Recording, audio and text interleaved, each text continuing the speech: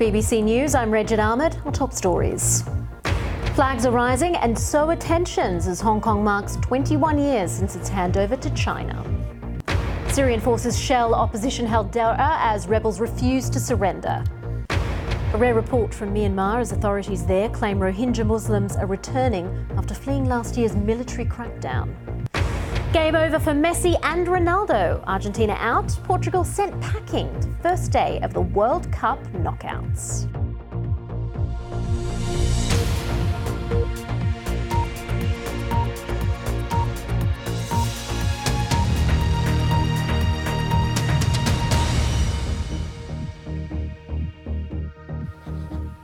Hello and welcome to BBC World News.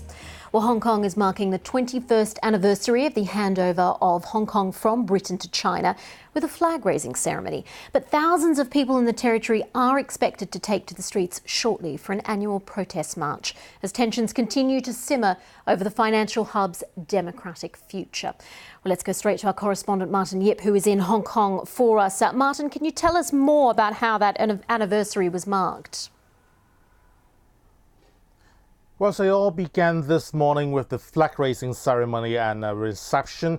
The flag-raising ceremony pretty much went on without any trouble, pretty smooth. You have the national anthem being played and the flag raised, and then everything just as normal. With Carrie Lam, when she walked into the venue, she was greeted by hundreds of people waving both Hong Kong and China flag, presumably the patriot part of the city, the patriotic citizens who were there to greet her. Then in her speech, she did make one point, which is during the past year, and I quote, her government has upheld the principle of one country by maintaining an absolute clear stance when it comes to black and white issues, and showing no tolerance for any acts that would hit our country's bottom line, which means China. So she's trying to tell the world that while she's told foreign press 1 year before she's not the puppet of Beijing, she does sort of follow Beijing's order that maintains the bottom line, such as nothing against the state. Martin, we have been forecasting protests, which do happen relatively often these days. Do we know how big they're going to be? It's a hard to tell issue for the past couple of years, and so will be this year. For last year, it was the 20th anniversary. It was blocked somehow by a pro-Beijing exhibition. This time it's the same. It's about the starting point venue. So there's an arguing point of whether there will be influence on the turnout number at all. The other thing is, this march in the afternoon is organized by the traditional pro-democracy camp, which to some young people are those who are conducting politics in the less effective way of talk and debate. So those are the people who are who might be supporting the so-called pro-independence camp. So we just don't know how much will be the turnout in this afternoon, but any significant drop would mean something. All right, Martin Yip in Hong Kong, thank you very much for that. Well, let's get more on this with Victoria Timble-Hoy. She's from the University of Notre Dame's Liu Institute for Asia and Asian Studies. She joins me now from Hawaii. Victoria, thank you very much for joining us. I know that you've been to Hong Kong relatively recently. Is there a sense that Hong Kong's democracy is watering down somewhat? I would say that not just that it has been watered down somewhat, it actually, I would say that the one country, two systems model was really dead by last year. Most importantly, it was because that the one country, the two systems model has been violated just by allowing Beijing jurisdiction in the West Kowloon station where the high-speed railway is going to really terminate it.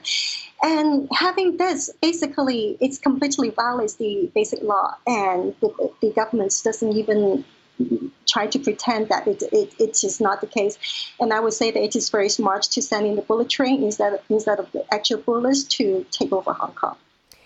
To say that the one country, two systems policy is dead is quite a strong statement. I mean, there are still elections that happen in Hong Kong. it is true that there's still elections, but in the last 2 years, pro-democracy candidates are disqualified. And even when they were elected, they were disqualified because they didn't really swear in properly according to their definition. And so with all the, and also that the pro-Beijing, the pro-establishment legislature is also talking about installing new rules to make sure that pro-democracy legislatures cannot really do anything to filibuster, to block or to ask questions. So yes, there's still there's election, but then democracy is defined not just by election alone, but also by the rule of law, by having actually genuine representation. And it's very little representation these days. These protests that are expected to happen, and we have seen them each year recently, what do they tell us about how people feel in Hong Kong? Many people would take the July 1st annual protest as kind of the most important thermometer for how Hong Kong people feel about the chief executive.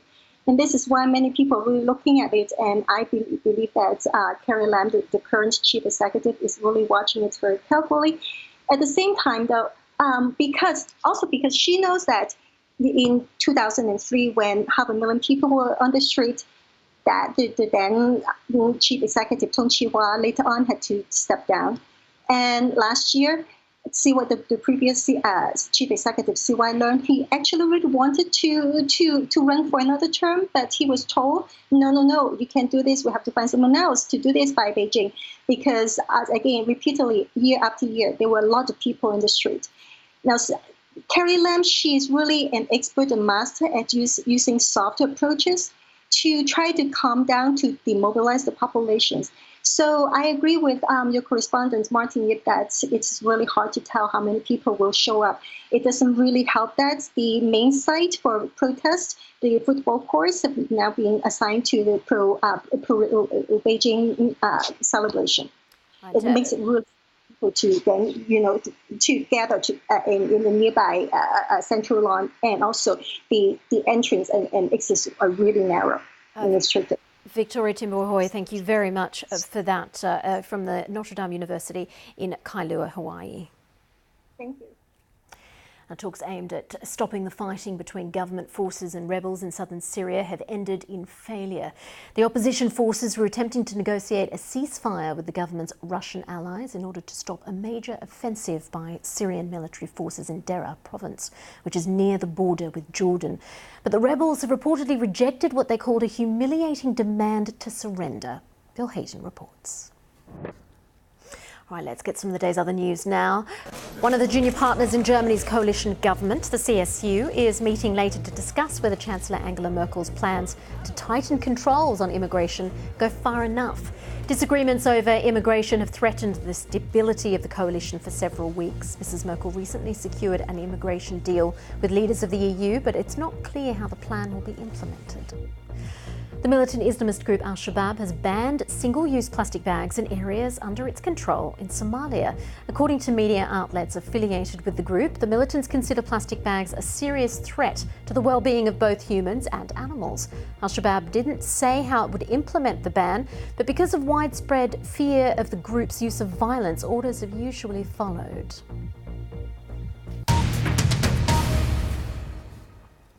Now, from coast to coast, in major cities and small towns, hundreds of thousands of Americans have come out to protest against President Trump's immigration policies.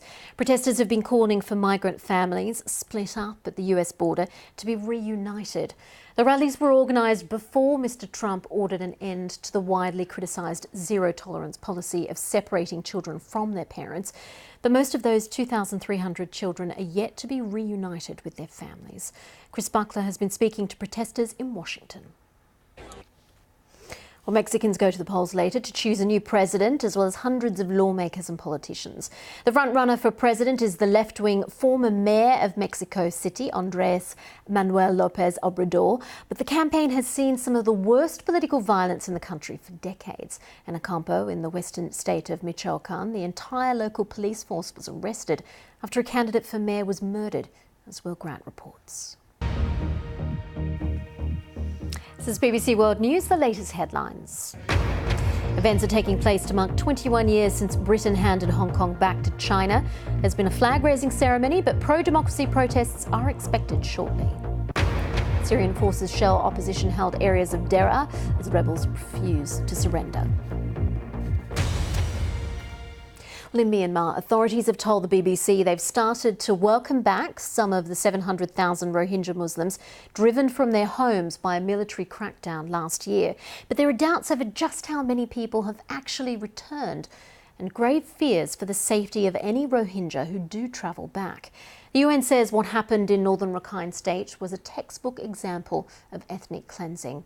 Well, journalists are normally banned from the area, but our Myanmar correspondent Nick Beek managed to get there and sent this special report. Well, let's get more on the World Cup football. And Saturday saw two of the greatest players in the history of the game crash out of the competition within a few hours of each other.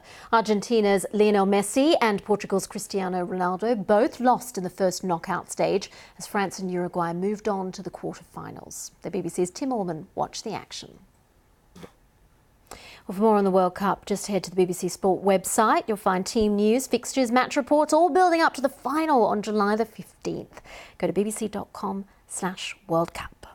A great white shark has been spotted near the Spanish Mediterranean island of Majorca. This footage was captured by a wildlife conservation group. It's the first time such a shark has been seen in the area for over 40 years. Last confirmed sighting was in the Balearic Islands by a fisherman in 1976. Must have been a frightening sight. Much more coming up on BBC World News.